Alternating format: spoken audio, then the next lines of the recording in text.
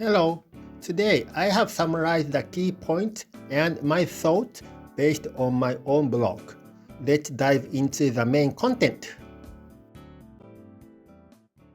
Okay, what if I told you there's a workout that most long-distance runners absolutely dread, but it's also the secret to making a marathon feel, well, easier?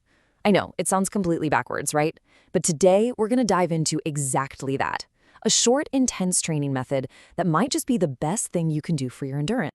And look, don't just take my word for it. This comes straight from Koro, the experienced runner whose method we're looking at. He's totally upfront about it. He says, I'll be honest, this is the workout I want to avoid. I mean, we've all been there with something, haven't we? But there's a really good reason he still does it. And trust me, the payoff is huge. So that's the big question, isn't it? It just doesn't seem to make sense. Your goal is to run for hours and hours at a nice, steady pace. So why on earth would you practice running super fast for just a couple of minutes? Well, stick around, because the answer might completely change the way you think about training for a marathon. So what's the real motivation here? Why would a seasoned runner like Koro-san put himself through something he actively dislikes? Let's get right into what this whole thing is actually trying to accomplish. First things first, let's be super clear about what we're talking about here. This is not an all-out sprint like you're in the Olympics. It's about running in short, controlled bursts at a pace that's quite a bit faster than your marathon goal pace. It's a speed you can only hold for a few minutes at a time, and that's the whole point.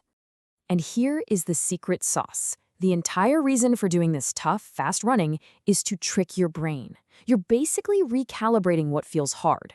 When your body gets used to these short, intense efforts, your normal marathon pace starts to feel, well, comfortable, almost relaxed. You're turning your race pace into your new cruising pace. You know, a lot of people think you have to choose. You can either be a speed runner or an endurance runner. But the truth is, they're not enemies. They're actually best friends. Koro-san has this fantastic analogy. Think of your running ability like a bicycle. Endurance is one wheel, and speed is the other. You're not getting very far with just one wheel, right? Endurance is what lets you cover the long distance, but speed is what makes that journey efficient and powerful. You absolutely need both to get where you're going. So what's actually happening inside your body when you do this? It really boils down to two huge things. First, your running form just naturally gets better, more efficient. And second, something incredible happens to what we can call your body's tiny energy factories. Yeah, let's talk about these little power plants in your cells called mitochondria. When you run fast, your body is screaming for energy, right? Well, that demand forces these little factories to get bigger and better at their job. They become super efficient. So when you're back to running at your slower marathon pace, your body is just way better at producing energy, which means you get tired way less quickly. Okay, so we've covered the why. You get it. But now for the how. And the best part about Koro-san's method is that it's not scary. It's built for regular people. You do not have to be some elite athlete to get started. So here's the game plan. Figure out your goal marathon pace. Then try to run about 30 seconds faster per kilometer. But, and this is the most important part, you start ridiculously small. Just 100 meters. Seriously, that's it. Run fast for 100 meters, jog slowly to recover, and do that maybe 4 or 5 times. That's the entire workout. It's all about building confidence, not burning yourself out. And I love this piece of advice from Koro-san. He says even if you only do 2 of those fast bursts, that's totally fine. You can just add another one next week. It's permission to be a beginner. A successful workout is one you actually do, not some heroic effort that leaves you wrecked for days. Okay, let's talk about the elephant in the room. Whenever you mention running faster, the first thing people worry about is getting injured. And you know what? That's a smart concern. Koro-san is super serious about this, and he has a few rules that are absolutely non-negotiable for staying safe. Rule number 1, and this is the big one, you only do this workout once a week. That's it. It puts a lot of good stress on your body, but you need that full week to recover and actually get stronger from it. With this kind of workout, more is definitely not better. Next up, you never, ever jump into this workout with cold muscles. Think of it like a car on a winter morning. You gotta warm up the engine first. Koro-san always jogs easy for 4 or 5 kilometers before he starts. And just as important, he cools down afterward with another few kilometers of slow jogging. Do not skip the warm-up or the cool down. Promise.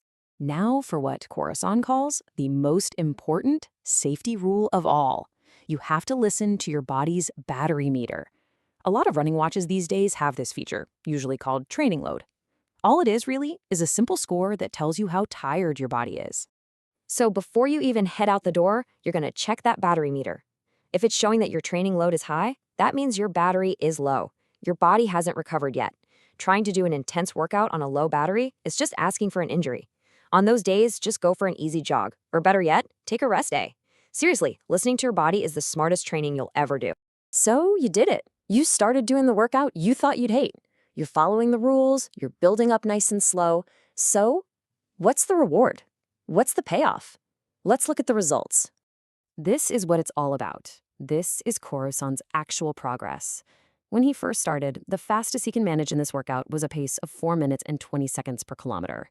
But by sticking with it, he can now handle a pace of 3:40 per kilometer. That is a massive, massive improvement. So what does being faster in a short workout mean for the actual 42-kilometer marathon? It means his real marathon pace now feels comfortable. It feels like it's well within his abilities. And that gives him the confidence that he can actually hold that pace for the entire race. That feeling, that confidence, is maybe the most powerful tool any marathon runner can have. So we'll leave you with this thought. This whole thing isn't really about learning to love a hard workout. It's about earning that incredible feeling on race day when you're cruising along and realize, hey, this feels easier than I thought. The only question left is, when are you going to start chasing that feeling? Thank you so much for watching until the end. If you enjoyed this video, please subscribe and leave a comment to support the channel. It really helps me out.